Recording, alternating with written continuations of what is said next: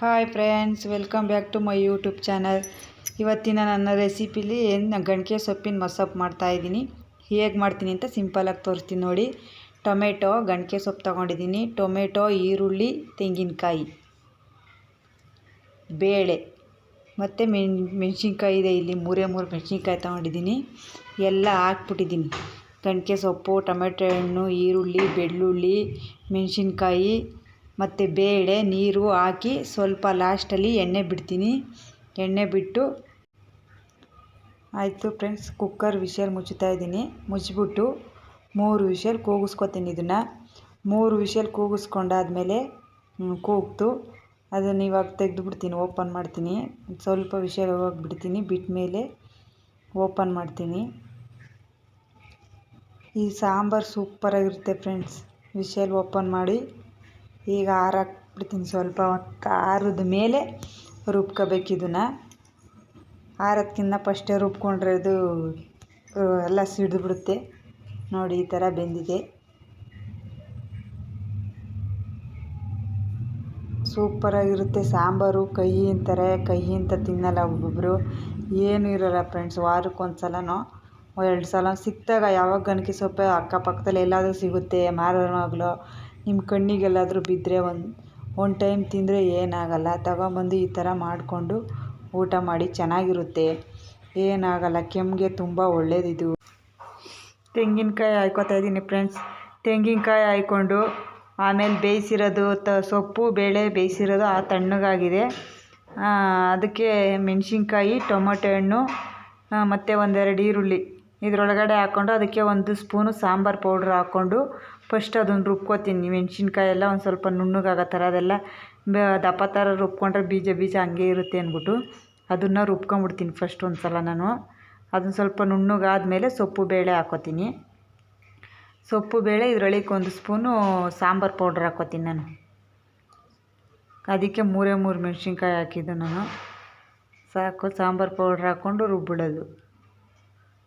ಸ್ವಲ್ಪ ನೀರು ಹಾಕಬೇಕು. ಸ್ವಲ್ಪ ನೀರು ಹಾಕ್ಕೊಂಡು ರುಬ್ಬಬೇಕು. ಇದಕ್ಕೆ ಸಪ್ರಸನೇ ಜಾಸ್ತಿ ಯೂಸ್ ಮಾಡೋದು. ಸಪ್ರಸ ಸ್ವಲ್ಪ ಕಡಿಮೆ ಇರೋದ್ರಿಂದ ಸ್ವಲ್ಪ ನೀರು ಹಾಕ್ಕೋತೀನಿ. ಜಾಸ್ತಿ ಹಾಕ್ಕೊಳ್ಳಲ್ಲ.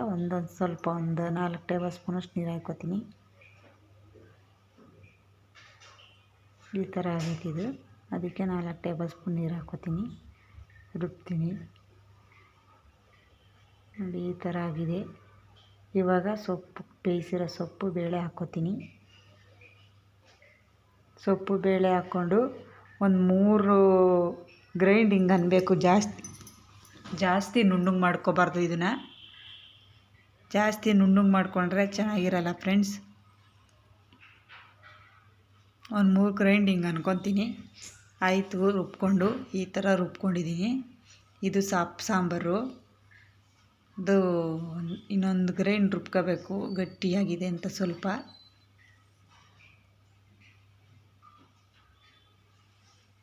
ಈ ಥರ ಇದೆ ನೋಡಿ.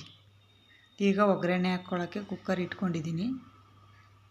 1 ಟೇಬಲ್ ಸ್ಪೂನ್ ಎಣ್ಣೆ ಹಾಕ್ಕೋತಾ ಇದ್ದೀನಿ.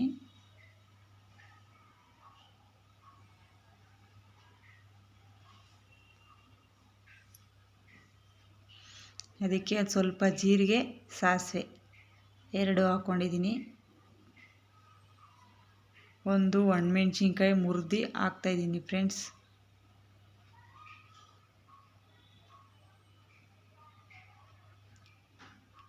ಸಾಂಬಾರು ತುಂಬ ಟೇಸ್ಟಿಯಾಗಿರುತ್ತೆ. ಮಾಡಿ ನೋಡಿ ನೀವು ಒಂದು ಸಲ.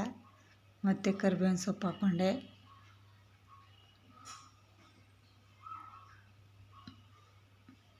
ಜಜ್ಜಿಟ್ಟಿರೋ ಬೆಳ್ಳುಳ್ಳಿ ಹಾಕ್ಕೊಂಡಿದ್ದೀನಿ. ಮತ್ತು ಈರುಳ್ಳಿ. ಇದು ಸಾಂಬಾರು ಈರುಳ್ಳಿ ಫ್ರೆಂಡ್ಸ್.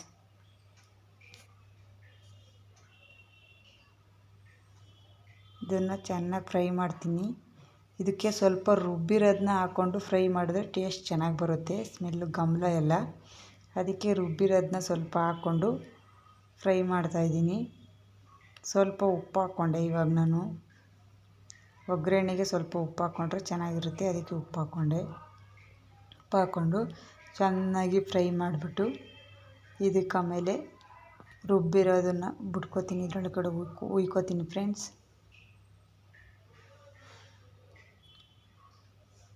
ಆಯಿತು. ಒಗ್ಗರಣೆ ರುಬ್ಬಿರೋದನ್ನ ಉಯ್ಕೊತೀನಿ, ಇದಕ್ಕೆ ಒಯ್ತೀನಿ ಇವಾಗ.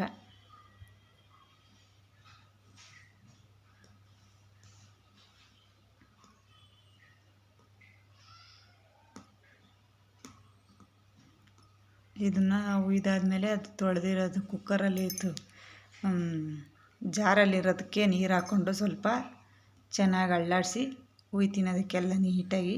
ಜಾಸ್ತಿ ತೆಳ್ಳಗೂ ಮಾಡ್ಕೊಂಡಿಲ್ಲ, ಜಾಸ್ತಿ ಗಟ್ಟಿಗೂ ಮಾಡ್ಕೊಂಡಿಲ್ಲ. ನಿಮ್ಗೆ ಎಂತಕ್ಕಾದ್ರೂ ಮುದ್ದೆಗೆ ಅಥವಾ ಏನಾದರೂ ದೋಸೆಗೂ ತಿನ್ಬೋದು ಇದನ್ನು.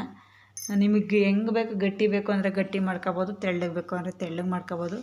ಆದಷ್ಟು ನಾನು ಮೀಡಿಯಮಾಗಿ ಮಾಡ್ಕೊಂಡಿದ್ದೀನಿ, ತುಂಬ ತೆಳ್ಳಗೆ ಮಾಡ್ಕೊಂಡಿಲ್ಲ, ಮೀಡಿಯಮಾಗಿ ಮಾಡ್ಕೊಂಡಿದ್ದೀನಿ. ಮಳ್ತಾ ಇದೆ ನೋಡಿ. ಇವಾಗ ಉಪ್ಪು ಹಾಕ್ಕೋತೀನಿ. ಮಾಡಬೇಕಾದ್ರೆ ಉಪ್ಪು ಹಾಕಬೇಕು, ಚೆನ್ನಾಗಿರುತ್ತೆ, ಚೆನ್ನಾಗಿ ಇಟ್ಕೊಳ್ಳುತ್ತೆ ಮಾಡಬೇಕಾದ್ರೆ ಉಪ್ಪು ಹಾಕಿದ್ರೆ.